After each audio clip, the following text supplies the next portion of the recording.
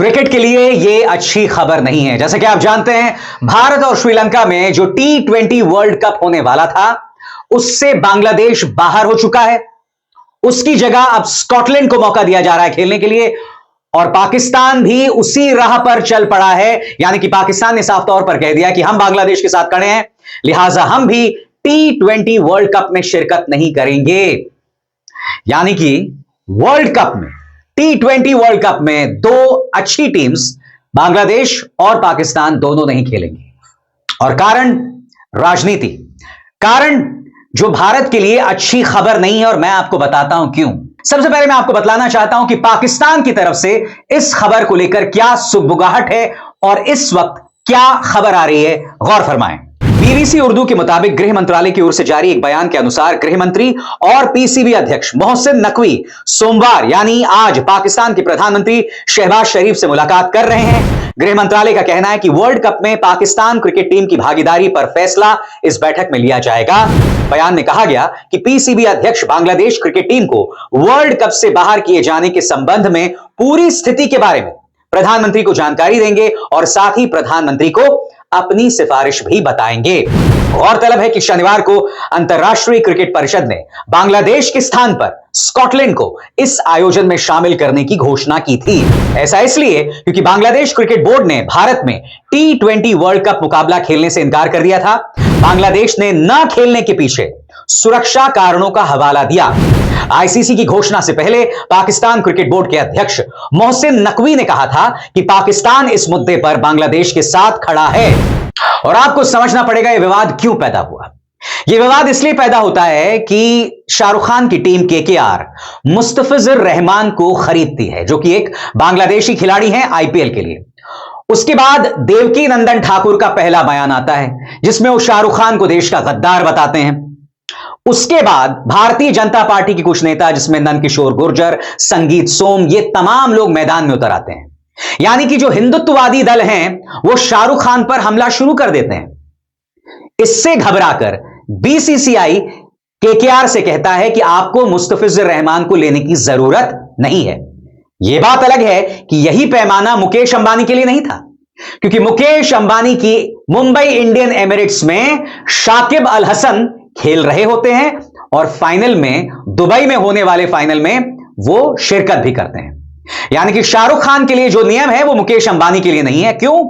क्योंकि मुकेश अंबानी प्रधानमंत्री नरेंद्र मोदी के परम मित्र हैं।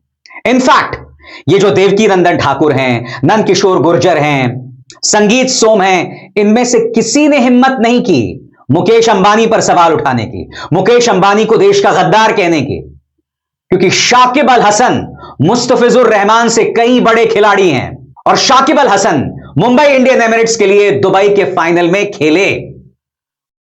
मगर कहानी का लब्बो लबाब क्या है दोस्तों?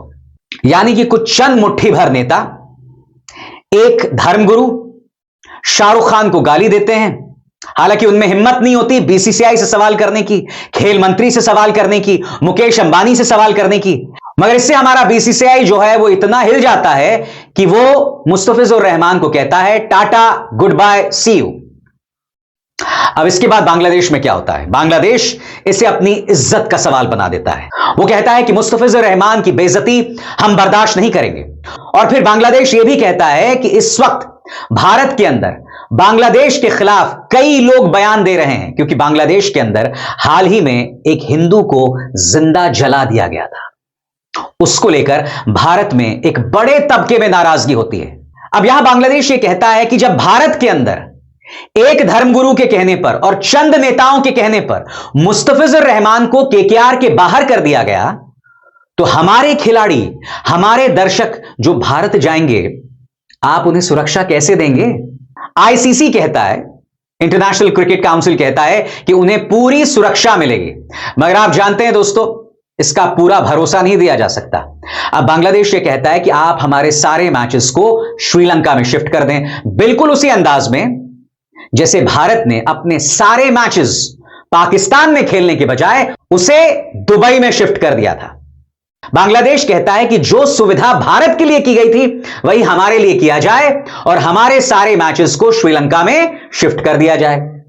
आईसीसी मना कर देता है। बांग्लादेश कहता है ये दोहरे मापदंड है, भारत के लिए तो आपने शिफ्ट कर दिए मगर हमारे लिए नहीं कर रहे हैं। हमारे क्रिकेटर्स की भी जान को खतरा है, क्योंकि बांग्लादेश को लेकर लगातार भारत में कई नेता, कई धर्मगुरु भड़काऊ बयान दे रहे हैं।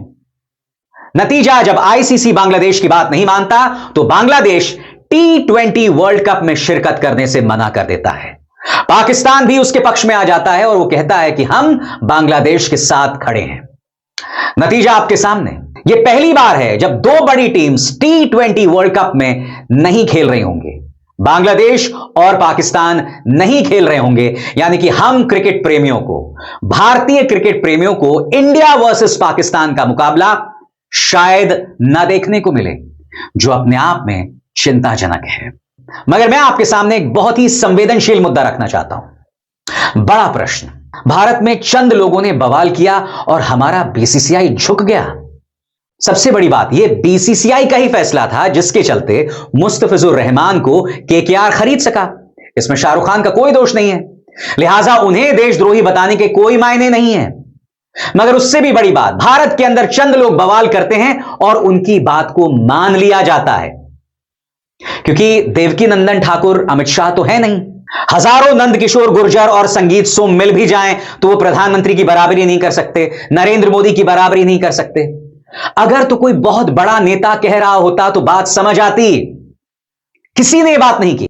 यहां तक कि हमारे खेल मंत्री ने भी नहीं कहा कि मुस्तफिजुर रहमान को केकेआर की तरफ से नहीं खेलना चाहिए। चंद लोगों ने कहा और बीसीसीआई उसके सामने झुक गया। अब आप मुझे बताइए दोस्तों, दुनिया को यह क्या संदेश जा रहा है कि भारत की सरकार से जुड़ी एजेंसीज कुछ कट्टरपंथी तबकों के सामने झुक रही हैं और इससे भारत की साख को, भारत की इज्जत को नुकसान पहुंच रहा है। बताइए, जो मैं बात कह रहा हूं वो सही है या गलत? या तो और हिम्मत दिखाइए। अगर आपको लग रहा है कि बांग्लादेश में हिंदुओं के साथ अपमान हो रहा है तो भारत को कूटनीतिक तौर पर उग्र कदम उठाने चाहिए, हमारे राजदूत को वापस बुला लेना चाहिए अगर आपको ऐसा लग रहा है कि बांग्लादेश हमारी बात नहीं मान रहा है। क्योंकि इस वक्त बांग्लादेश चाइना के मोहरे के तौर पर काम कर रहा है, इसमें कोई शक नहीं है।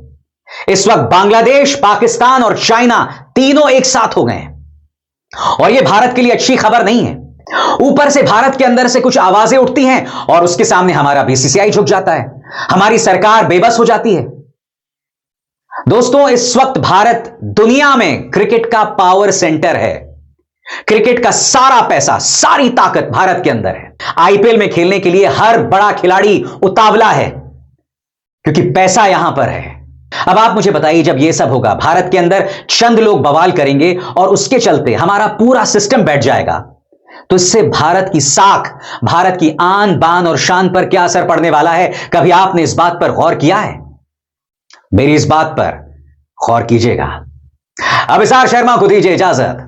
नमस्कार।